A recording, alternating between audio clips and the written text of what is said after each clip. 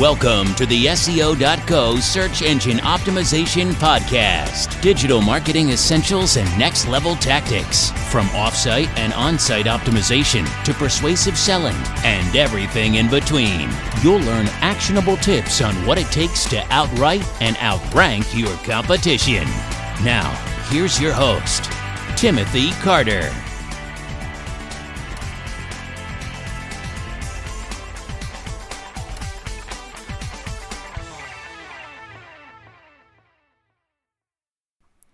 Thanks for joining me on today's podcast.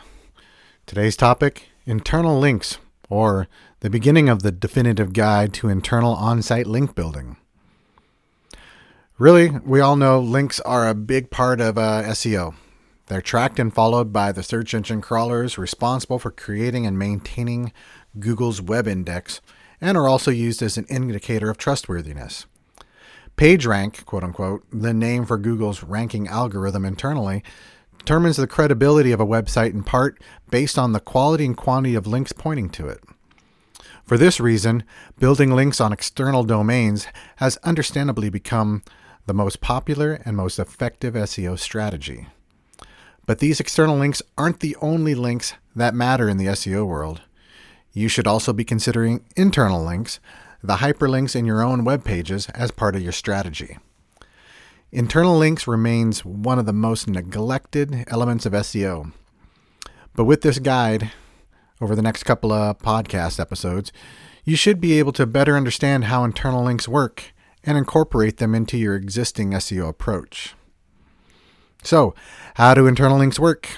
I guess we'll start with a briefer on internal links and how they differ from external links. All hyperlinks are designed to take users from one page to another, usually with a single click. The link itself includes a URL, which is what will direct the user to the new destination. If the link points to an entirely different domain, it can be considered an external link for that domain. External links generally pass, quote unquote, the authority or the value to the destination domain based on the authority of that referring domain and several other factors, unless otherwise specified with a nofollow tag. The higher your site's domain authority and the higher your page's page level authority, the more likely you'll be able to rank for searches relevant to the content topic at hand. If the links point to a different page within the same domain, it's considered an internal link. For example, there could be a page on SEO.co for blue widgets. If we link to another page on SEO.co about pink widgets, it's considered an internal link. If we link to Wikipedia, it's considered an external link, and we'd be passing authority to Wikipedia, not that it needs it, but not passing authority to our own domain internally. Now, internal links, they serve a handful of practical purposes for the user, so it's a user experience as well. First of all, citations. Sometimes you'll make reference to a stat or piece of original research that's explained somewhere else on your site. A quick link will point users in the direction of this information and serve to back up your claims without completely reposting your research. Then you can do further reading. If users are interested in a topic on your site, they may also be interested in related topics. For example, we can use this podcast, as an introduction. In the earlier note, I noted the difference between external and internal links, where this particular podcast or that article would be focused more on internal link building. So we would include a link to a post on external link building for anyone who wants to learn more about external link building. Additionally, easy navigation. Sometimes internal links exist simply to make it easier for people to jump from page to page on a site. This is especially important if you want users to spend as much time as possible on your site. And then definitely, last but not least, is calls to action. You can use internal links to guide users to a specific page or a specific action. For example, you might link users to a product on your store or encourage them to contact you for more information, linking them to a contact page. As you'll see, internal links have additional benefits because of, how they're interpreted by the search engine crawlers. Internal link building is all about creating better links between the pages of your domain. This practice when executed correctly, comes with three main benefits. One, indexing and context. Google bases its search rankings on a constantly updated index that it maintains, keeping tabs on almost every public site on the web. You can think of it as a gigantic library of information. To find and update this information, it employs the use of bots known as crawlers or spiders, which constantly browse new content, like seeking books to add to the library's shelves. It's vital to get your content indexed and get it indexed as quickly as possible if you want to maximize your chances of being featured in the searches and improve your SEO results. Bots will discover your content eventually, but if there's a tight network of links that make it easy for those bots to discover your content, you could get it indexed faster. Additionally, the types of pages you link and the anchor text you use for those links can help Google understand the context of your content, so it can read and learn and understand based on that internal link structure as well. Next is, authority and search rankings. Internal links may play a role in increasing your page rankings for specific keywords in the search engines.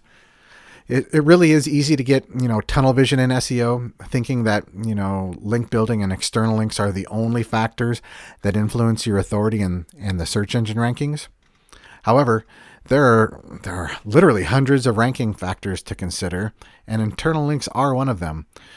Google's own John Mueller has stated, quote, "The context we pick up from internal linking is really important to us. With that kind of anchor text, the text around the links, that's really important to us."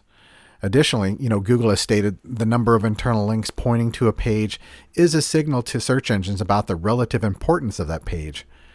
Though this phrasing has been since updated, the essentials are still the same. Choosing the right anchor text for your internal links in combination with other strategies can help you support a page's ranking for that specific phrase, and obviously the semantically related phrases that go along with it.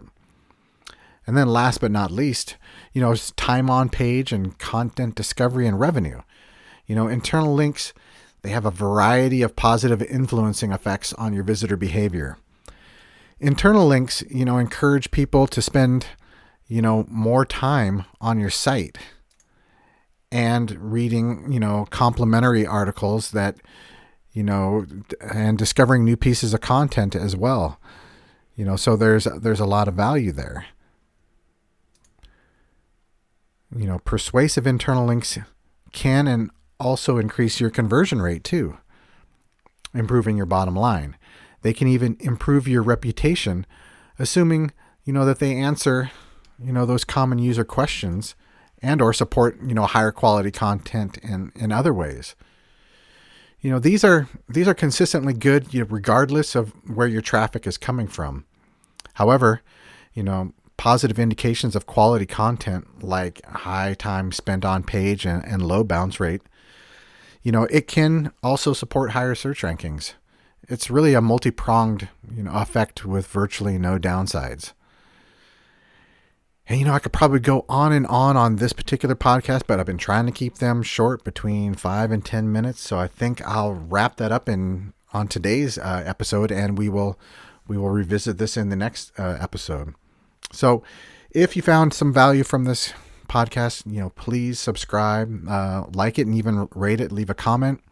If you're looking for more information on improving your site's organic visibility, even, internal link building, come on over to SEO.co and schedule a time to have a free consultation.